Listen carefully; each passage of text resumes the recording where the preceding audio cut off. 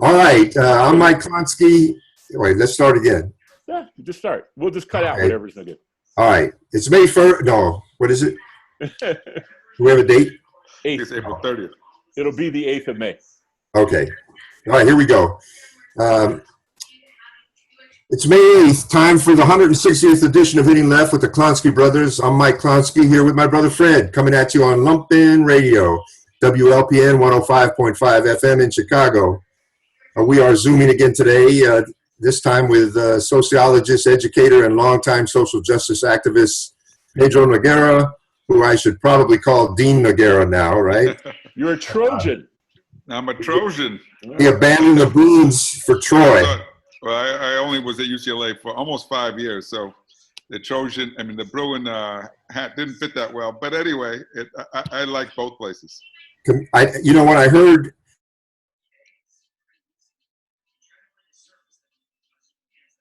I think Mike is frozen. Yeah, he'll come back, and we'll tell him.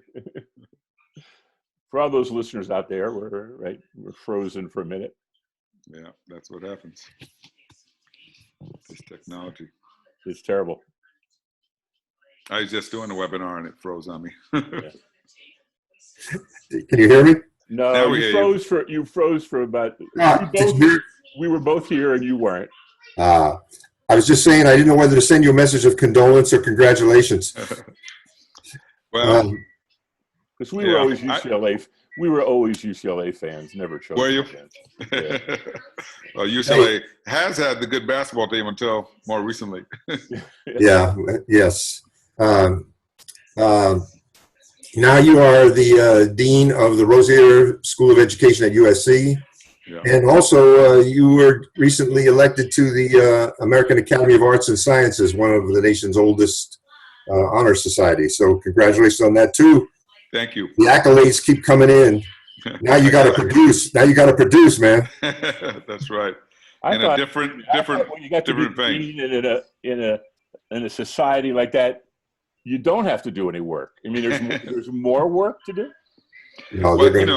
As the dean, definitely. I've avoided this role. I never was drawn to administration, but I see this as a chance to try to help build an institution that can really be impactful, not just in Southern California, but hopefully beyond. So that's what attracted me to it.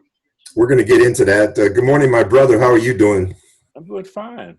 I've been in the house for 7 weeks, but I'm a retired school teacher, Pedro. So the difference between being quarantined and being retired, it's kind of like I just don't get to eat out at restaurants as often. It's kind of there's not much of a change. I feel kind of like I'm living in this bubble where I know people are suffering, but we fought hard for our state teacher pension and won, and so we're okay that way. And so it's kind of like life kind of goes on. Life hasn't changed, but no, especially being in a high risk group.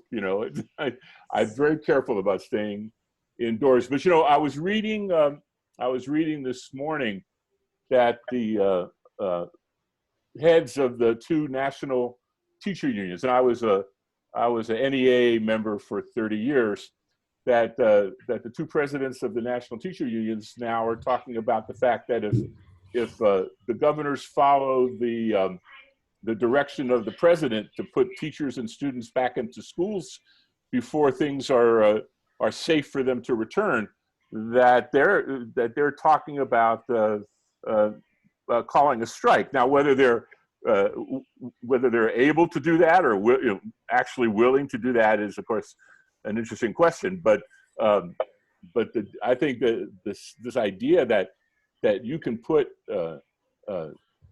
30 students at best, and of course in a lot of urban schools class sizes are much bigger than that you're going to put teachers and students and the rest of school staff in a building before it's time is really a dangerous idea. Yeah. There'll definitely be a lot of pushback on that. Well, Fred, it's not just teachers either. I was looking at that story about the meat workers, where they're going to be forced to work. That's the danger of this whole opening things up, is that then actually people don't have a choice of staying home or going to work. They either have to go to work or they lose their jobs. And if they lose their jobs because they didn't go to work out of concern for their safety, then they can't collect unemployment compensation, and they don't get any of the safety net that's offered to people otherwise. So this whole push to get people back to work is just according to Cranes this morning, the record-long U.S. expansion is over after almost 11 years, with the deepest recession in at least 8 decades now underway.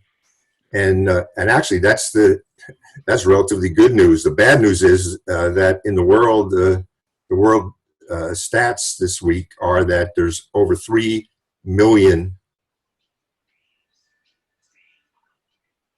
We lost it again. Yeah, 3 million cases yes, around the world. Yeah, it keeps going up. Keeps and going up. a million, a third of those in the United States. So that yes. says a lot about how things have played out here. I was listening to an interview yesterday with Reverend Barber down in North Carolina, and he was talking about the fact that the pandemic has just totally exposed, the inequities and the vulnerabilities of the country, because so many people don't have health insurance, and many of them are the so-called essential workers. So people are going to work even though they're sick because they can't afford to lose their jobs, which means that not only are they and their families at risk, but anybody they come into contact with. So, not having health insurance, not having access to testing and good services, all of it contributes to the problem we're seeing right now. And the other, of course, the statistics, the numbers we have. Well, there was just a study that came out from your new home, from USC, yesterday, showing that the real U.S. number may be 50 times higher than is being reported because of lack of testing of valid numbers. 50 times higher. Sure. I mean, my nephew and his wife and daughter got it, and they just stayed home. They didn't report to some registry that they had the virus. They just stayed home. So there's probably lots of people like that out there who've had it and just cope with it on their own. It's the people who are so sick they have to be hospitalized. Those are the ones that get counted. But you're right. There's a lot more people out there who got the people virus. who, like you were saying, the people who have other illnesses, life-threatening illnesses that either don't get treated or made worse by the coronavirus, but don't get counted as having died directly from the coronavirus, but from the underlying, either from diabetes or a heart condition or things like that. So so the numbers are clearly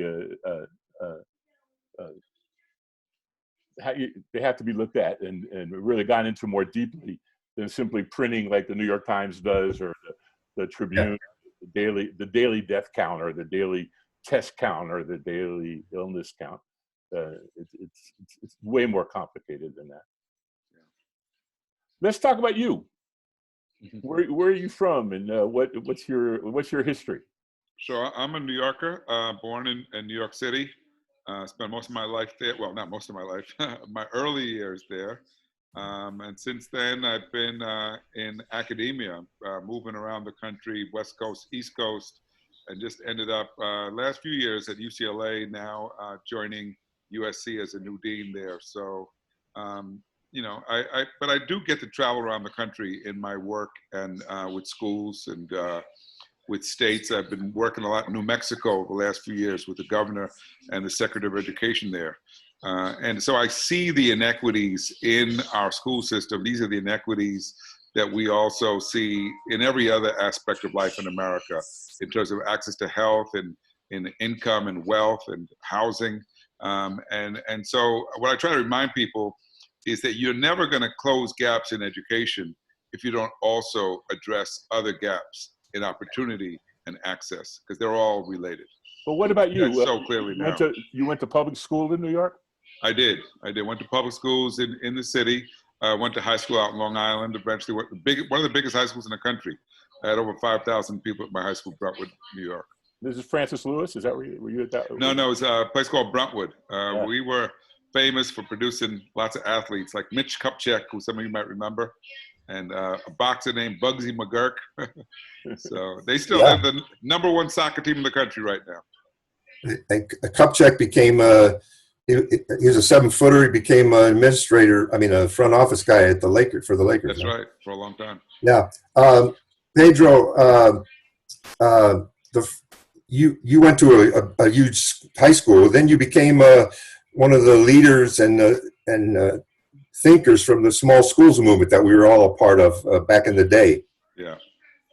I remember the first thing I ever read that you wrote, which was about 20 years ago, was a chapter in a book that I co-edited with Bill Ayers and Gabriel Lyon called "The Simple Justice."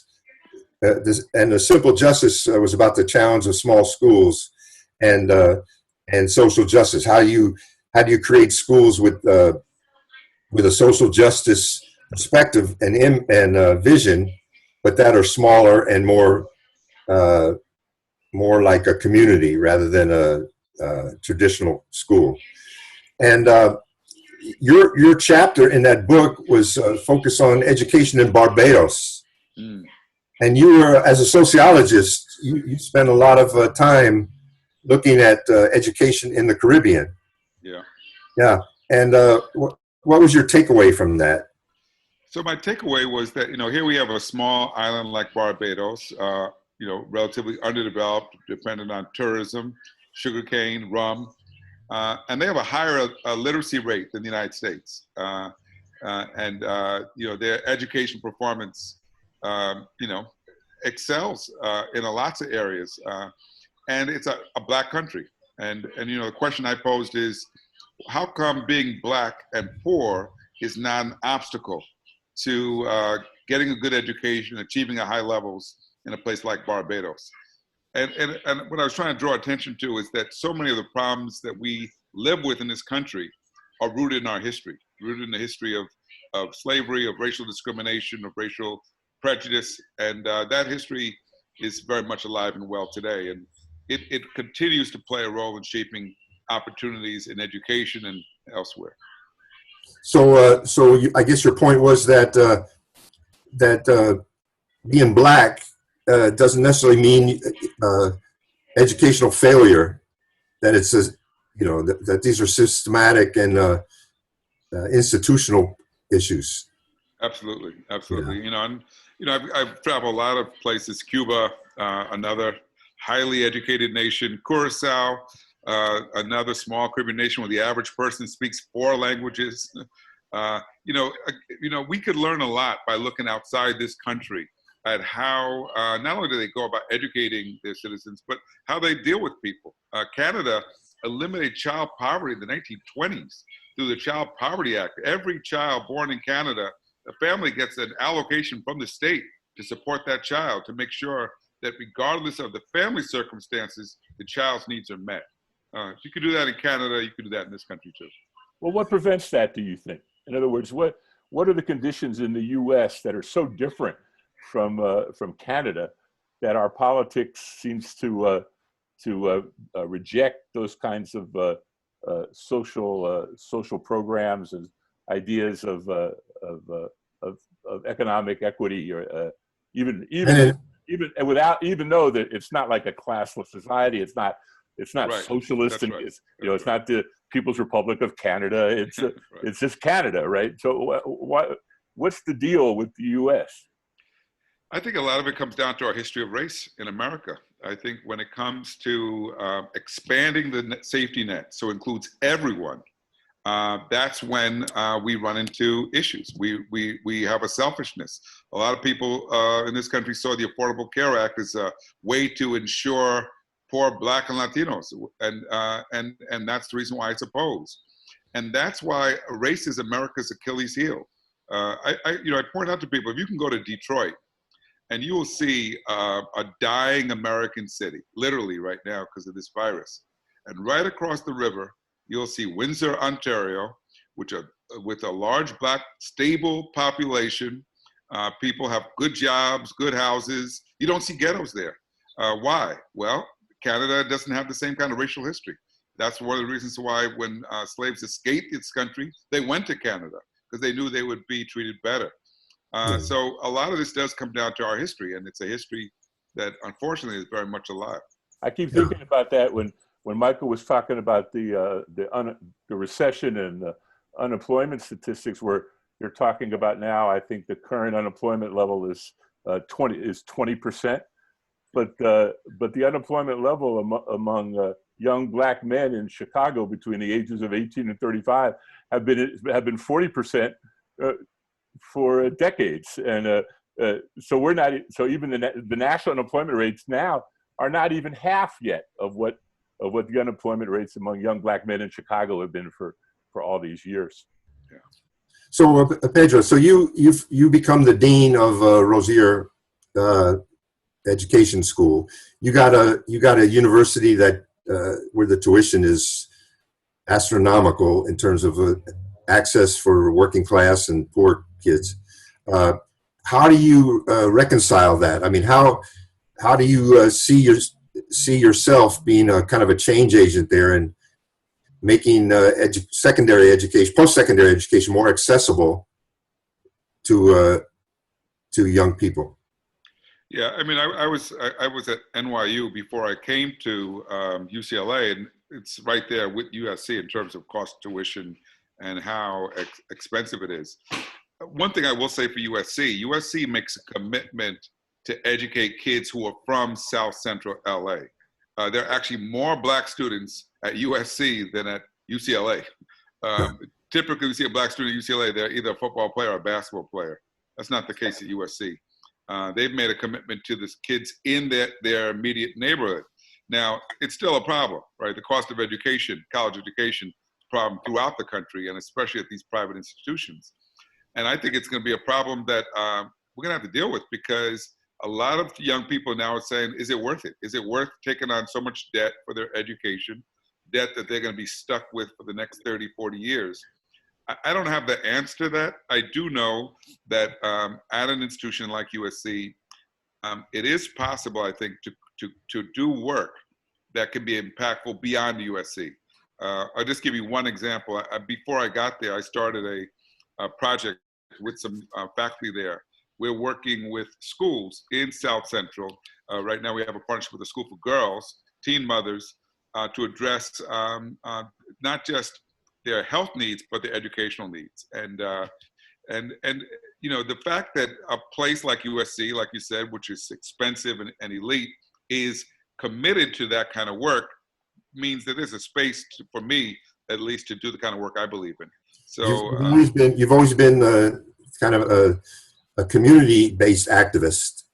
When you were at NYU, you spent a lot of time in Newark. I know you were working in building partnerships with community-based organizations and movements and the university.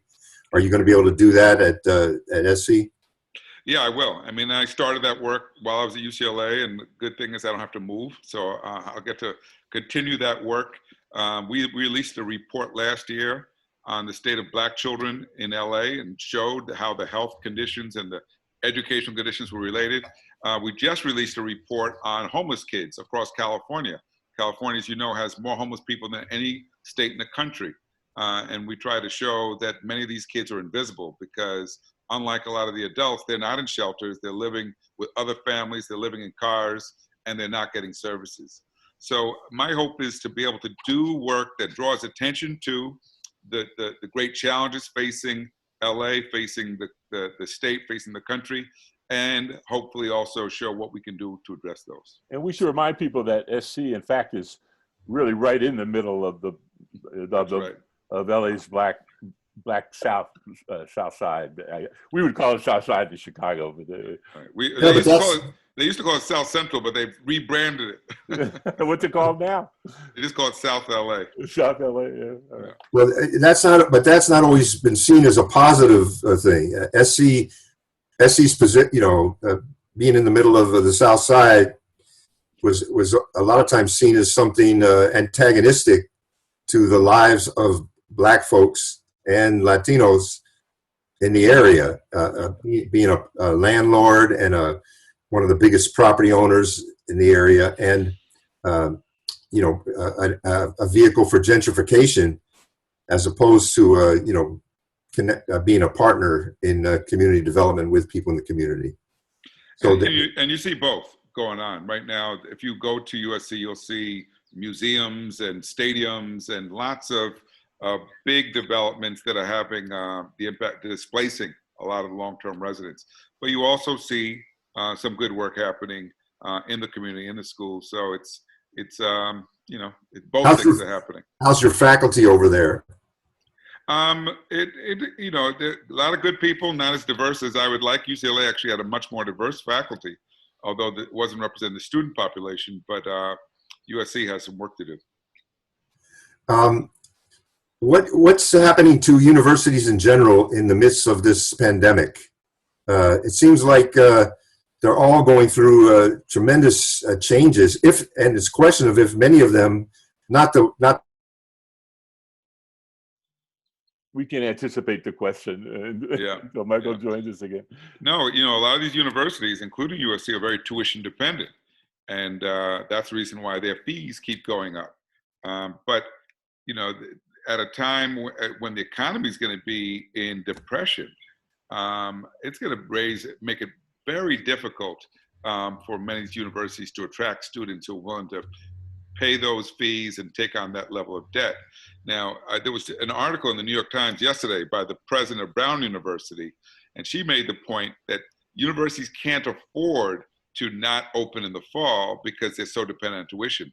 So they're going to have to figure out some combination of distant learning or social distancing on campus to get back up and running. Otherwise, some of them will close. Well, what would happen then? I mean, would there, because obviously you have some of the big elite universities like Harvard or Yale or Princeton, or University of Chicago that have these huge endowments that can obviously survive at least for a while in a post-pandemic world.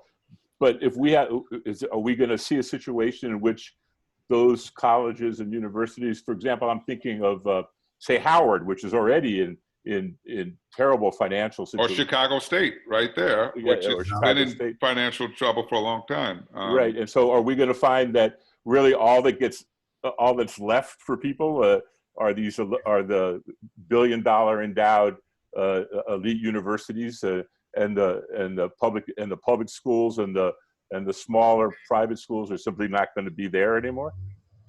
I think that's the big question. I don't know what's going to happen. There are over 3 million people in the country work in higher ed altogether. So if these institutions close, you're also talking about job losses. So, but the whole economy is impacted, and I think it remains to be seen if there's some way to bail out these colleges, or at least make it possible for students to continue attending. I was listening to an interview with Reverend Barber that you actually pointed me to on Twitter yesterday. Yeah. And Reverend Barber, who's one of my heroes, leading this Poor People's Campaign, kind of following the tradition of Dr. King, he was talking about the possibilities that have arisen as a result of the pandemic. That it's not, aside from the horribleness of it, that it's also produced the potential for change in a positive way. That we're seeing kind of the embryo of possibilities in a post-pandemic world that are liberatory and that can help us build equality and justice if we can take those things and build on them. What's your thought about that? Well, I appreciate his optimism. I'm not sure if I'm yet as optimistic, unfortunately. I don't know what's going to happen. I mean, like I said, I think that the pandemic's exposed the vulnerability of lots of people in this country. But I don't see the will in government, the federal government, to address it. So let's hope the election changes that we get a real shift. But I think there's a lot of changes that have to occur before we respond to the lack of a safety net. Right now in LA, for example, I'm probably this is true in Chicago as well, they're giving out meals through the schools. They're serving almost 500,000 meals a day in LA through LA public schools, and not just to kids, to anybody who needs it. So I give the school district credit for being willing to do that. But think about how many people are in desperate shape. They need food to survive. that tells you that the whole safety net in this country is in shambles. But we've already seen, like in public education, schools being closed. Kids are relying on homeschooling and or online education, distance learning. Is that an omen? Is that what schools are going to look like? Was that what schooling is going to look like after the pandemic? If there is an after the pandemic. In other words, if you're at a college of education, how are you going to prepare teachers for the future? What are the new kind of things that they're going to have to think about? So here's one of the ironies. USC was a kind of leader in online education for teachers as well. Few years now. So they're already in this space. I was skeptical about it because I don't know how you prepare teachers online. I'm a kind of traditionalist. You need to see them in action. You need to give them feedback directly. But I've talked to people who've taught in the program and students who've been in it and said it actually works. So it might be that with adults, online can work in certain areas. I think with kids, it's more problematic. We're going to take a quick break. I want to come back to that in a minute, but we'll take a quick, about a 3 or 4 minute break, and then we'll come back. Come right back. Stay with us. I will. I'll eat some food. Okay, this is London Radio, WLPN, LP in Chicago, from Bridgeport. That was Wasteland. That was Wasteland of the Free, by the way, by Iris DeMint. And Irish Man. That makes me think of John Prine and losing John Prine. All right, well, I'll get over that. We'll get back to the discussion. This is Hitting Left with the Klonsky brothers. I'm Fred, that's Mike, and we're here with Pedro Noguera, newly, hired, I don't know, what's the word? Newly appointed dean of the education at the University of Southern California in our old stomping grounds of Los Angeles. Well, we were talking about online and distance learning. You know, one of the things I was talking to a teacher friend of mine who is still teaching, and in fact, I wrote about it this morning. Is that a lot of people think that the schools are closed, that teachers are not working, and for her, she's putting in 12 because it may be online learning, and it may be kids may be sitting at a laptop, and their folks may be somewhere in the house, but the teachers are working 12 and 13 hours a day. By the time they get done at 3, meeting with kids individually online or with groups of kids, then they're preparing lessons on a technology that some are familiar with and many are not, and a lot of that technology that they were using before got flipped on them as soon as the schools closed. But it's not as if working off of a computer and doing distance learning doesn't involve actual human beings as teachers doing the work. Well, the problem is that you got 10 million children in this country who don't have any access to computers, and so what my worry is that this is about social reproduction. In other words, this will work for the people who have it, but it's going to leave out millions and millions of young people. No, that's a huge problem, and that same USC study showed that in certain communities, half the kids don't have internet access. A lot of kids in rural areas don't have internet access. So we're excluding lots of kids, and so distance learning is not going to work for a lot of people unless we address that. We should be treating the internet the way we treat access to electricity or water. It's just a basic part of the infrastructure for the country at this point, because you need it to access information, but we're not there. And well, that's one of the things that the pandemic has shown us. I mean, you can't really survive right now. That's right. Without access to the internet. You can't order food. You can't you can't get your medicine. You can't get tested for the virus. You can't communicate with your doctor. So this gets back to the question I'm asking. Really, is how do we visualize the future of education in this country and in the world? I mean, that's a pretty radical shift that's going to be required. And getting prepared for that shift is going to be a tremendous feat. And there's going to be a lot of people who fall by the wayside there, that are not going to make it through. Well, it's hard to tell what's going to happen, whether or not the virus will there'll be a second wave at some point. We'll go back into quarantine. At some point, I hope we'll be able to go back to schools, but I also hope that schools won't just be the same as they were.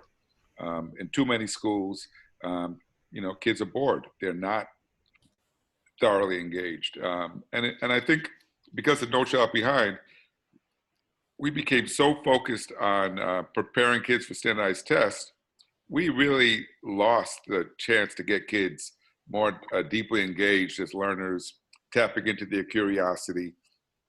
Right now, because of distance learning for lots of kids, if you don't make it interesting, if you don't stimulate them, they just won't plug in.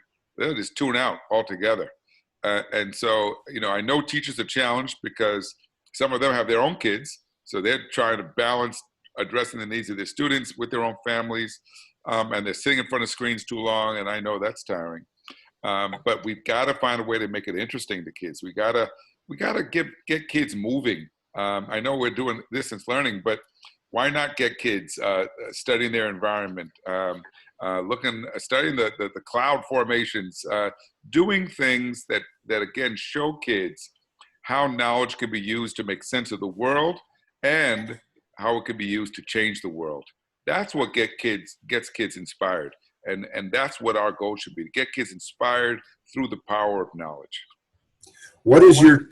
Go ahead, Fred. Well, Sorry. I was going to say that when I went back to school to get my teaching certification, this was in the mid 80s, right around the time of A Nation at Risk and all that kind of stuff. But there was a lot of conversation, and especially among educators, about the very questions that you were just talking about curriculum and about what we're teaching, and maybe it's because I'm old and cranky now, but it seems like yes, you are, and I am old and cranky, but it seems like that conversation doesn't go on anymore. That now it's all about testing, and it's all about all the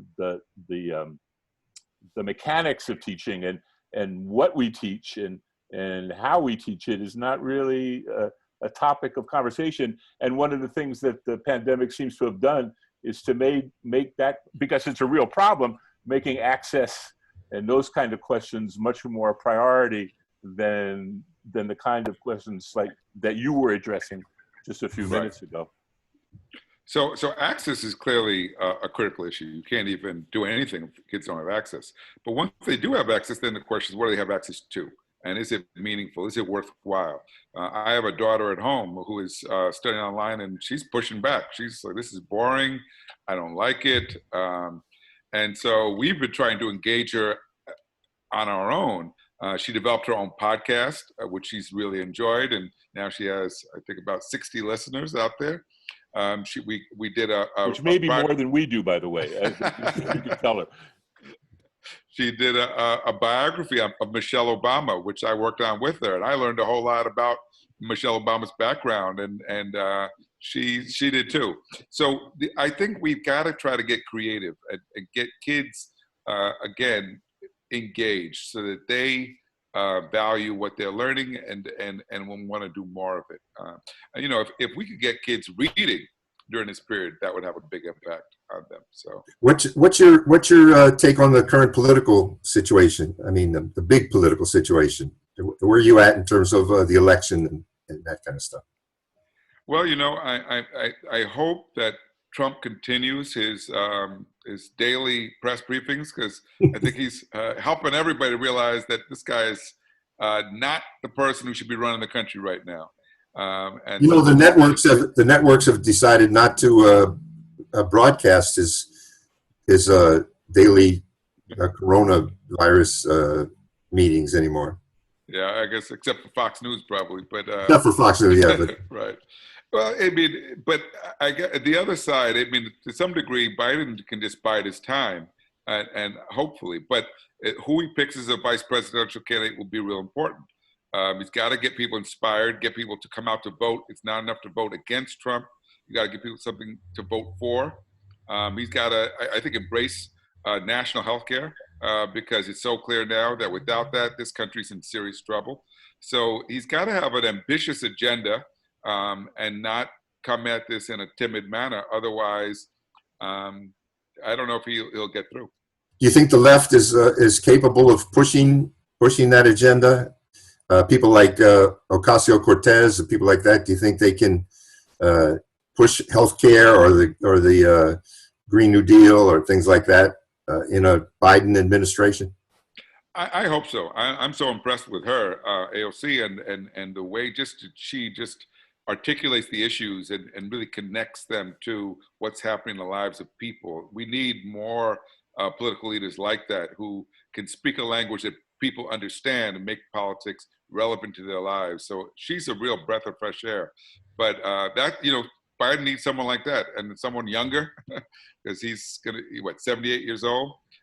So we need to make sure that we get people motivated and get them ready to vote. I think that in this country, people have felt so alienated from government and from the political process. That's a big part of the reason why we have Trump in the White House in the first place. You were pretty critical of the Obama administration when it came to education. Am I right? I was, and like you guys, I knew Arnie Duncan, and I got to see what was happening in Chicago before he became secretary. There were things about Obama I liked, but his education policies were not on the list. But we don't hear much from Biden. Well, actually, we didn't hear much about education during the whole primary campaign. Nobody was really talking about it. No, we haven't. And the truth is, it's hard for Biden to, even getting attention right now because, what is he in the basement of his house? I don't even know where he's quarantined. And maybe we should invite him on the show. Maybe you should. He needs some coverage. You at one point, I remember in 2010, you gave a talk at a Coalition of Essential Schools meeting that I was at, and you were talking about an education meeting with some advisors. I think you were one of them, and you said that, and this is a quote I got from you. You said, I left the meeting and nothing changed. I realized that the Obama administration was staying the course, not just in Afghanistan, but in education. Yeah, that was the sad realization. Because I went from being very connected, very supportive of the administration to realizing they had totally bought the No Child Behind standards and accountability approach. And they weren't going to waver from it. And that was in part because of who their funders were, but also because they really hadn't spent a lot of time recognizing that the system wasn't working for lots of people. It's so ironic. Towards the end of Obama's term, he launched the Brothers Keeper initiative to try to address the problems facing young Black and Latino men in the country. And I pointed out to them, I'm glad to see the initiative, but you need to recognize how the policies you pursued in education contribute to the very problems you're trying to solve now. The high dropout rates were a byproduct of those policies. So I do hope that if Biden gets elected, there'll be a fresh vision. We won't return to those failed policies of the past. Have you been invited to consult with them? Have you been asked to be an advisor? Not me. I have been talking to the unions, AFT, and I did a webinar last week actually with Randy Weingarten, and we are talking about both the cuts and how they're going to affect schools and what we should do about it, but also about education, what should be different in the future. Hopefully the unions, I give the unions credit this time. Last time they endorsed Hillary Clinton before there was even a primary, which I thought was a huge mistake. This time they've held off because they know that their support is critical to any Democrat that runs. And they need to make sure that they influence that agenda. The strikes from the teachers in the red states show us that when teachers get mobilized, they can move the public. And they can, when you see teachers striking in West Virginia and Kansas and Arizona and getting change, it shows you that there's a lot of people out there on both sides who will support teachers because they understand that education is critical. But I have to I remind people when I can that those strikes were really in the form of really wildcat strikes, that those were in red states where they have right to work laws, and that the unions themselves were fairly weak, that those strikes were really spontaneous strikes by almost independent organizations. And I know in a couple of states they sent a request to the AFT and the NEA to send people down because they needed help, because they had no organizations that were in place already, and where the unions are strong, like in the urban north, their role is complicated in terms of school reform and the kind of things that were promoted by Hillary and by Obama before her, right? I mean, so that it's a kind of they play kind of a complicated role in all this. They do, and we know the strikes in the red states were followed by strikes in big cities like LA, Chicago, and Oakland, and they do play out differently because the local districts don't necessarily have the resources to address it. You need the state to step in to bring more resources into these school districts. So I don't know. I mean, I think we're in a challenging time because so many of the issues we are dealing with are very complex. They're not simple solutions to any of them. A lot of them require more money. So the question, where did that money come from? And so we're going to need some creative strategies here to figure this out. Because I keep thinking about the fact that, even if all the requirements are met and the schools open up, part of those requirements are, even then, will be social distancing. You have schools in LA, right? I'm a graduate of Fairfax High School up on that school. When I went there, the class sizes were 25, 26. Now they're 50. How are you going to have social distancing in class sizes and that's a mainly black and brown high school. Right. That's who it serves, even though it's on the west side. Right. How are you going to how do you do? I saw one article this morning that said to actually do that, they would need to hire something like 1.5 million additional teachers to actually teach classes that had 13 or 14 students in them and that were safe to be in. Yeah, logistically, I don't know how it happens. I mean, when I went to school, because I went to a very large high school, we were on split session. 9th and 10th graders went in the afternoon, 11th to 12th graders went in the morning, started the day at 7 a.m. Not ideal, but in schools like Fairfax High and others in LA that are very large, with class sizes of almost 40 kids, you're not going to be able to do social distancing under those conditions. Pedro, before we run out of time, how's your family? My family's doing well. I did have a nephew who got the virus, he and his wife and daughter. They've recovered. I have some other relatives who got sick and a couple distant relatives who died. So I'm feeling the effects just like lots of other people. My immediate family, we're safe. Like you guys, we have stable income for now. But we know that a lot of people are hurting right now around us. And I remember meeting your family at a conference. maybe it was in Ohio or someplace. Your dad and a mother and your siblings. What, you have five siblings? You're one of five? One of six. One of what? 6. One of 6. Yeah. Yeah. So, but everybody's doing okay? We're doing okay. My dad passed a few years ago, but everybody else is okay. Oh, your dad did pass, huh? Yeah. Sorry. Well, we want to thank you for being our guest on Hitting Left today. Fred, who we got coming up next week, or we don't know yet? No, we don't know yet.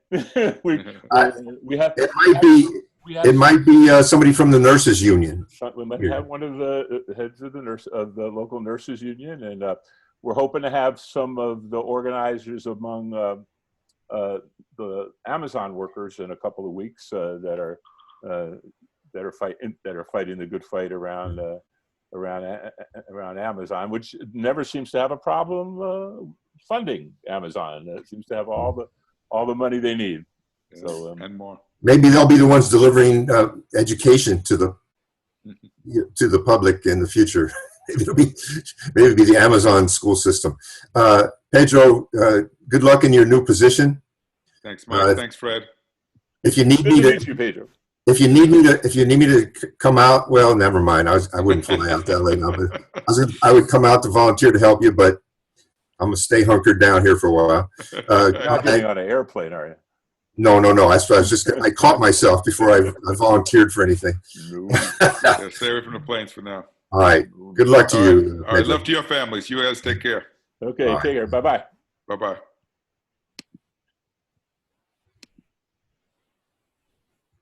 Okay, so we're still here. Anything else you want to? We have a couple minutes. Anything on your mind? No. Do you think that went all right? We're still on the air. We're still recording. Yeah,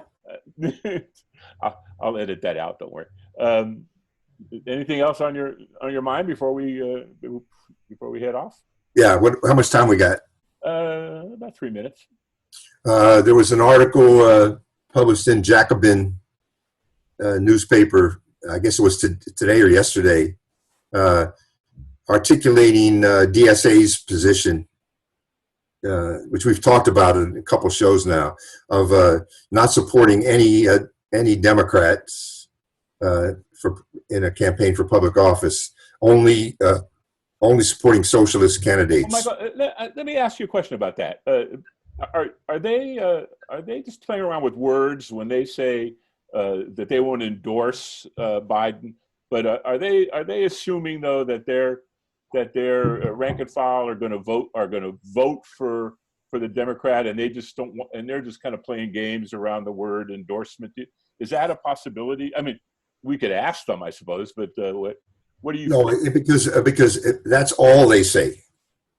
Now, it could be, like, for example, Alexandria Ocasio-Cortez has said she's supporting Biden, but not endorsing him unless the Biden campaign makes certain concessions around healthcare, the environment, et cetera.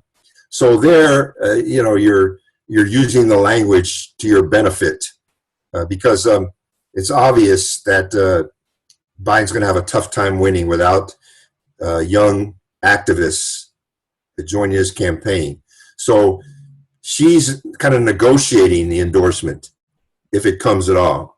Yeah. But DSA and some of the left factionalists are making it a principle that no endorsement means no support. Yeah. The question that was raised in the article is, why should we support a candidate who opposes what we stand for, which is for socialism? So it makes the principal contradiction between socialism and capitalism, which I don't think is the central struggle in this election. The central struggle in this election is toppling Trump. And I think it's illustrative that you can write a 300 or 400 or 500 word essay on why you're not supporting Biden, and only mention Donald Trump 2 or 3 times in a parenthesis, as if he's not even a central question to this election.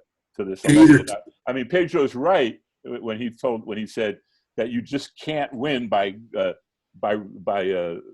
talking about Trump. But I know you can't. That you're gonna lose if you don't talk about Trump, and you don't recognize him as the really monster that he is. Yeah, well, the problem is this election is going to be a referendum on Trump, and a referendum on Trump's handling of the virus and the pandemic situation. But the problem with that is that we have a lot of other issues. We, meaning the progressive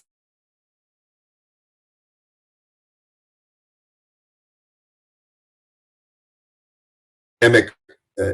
After this pandemic, how anybody could argue against public healthcare system is beyond me.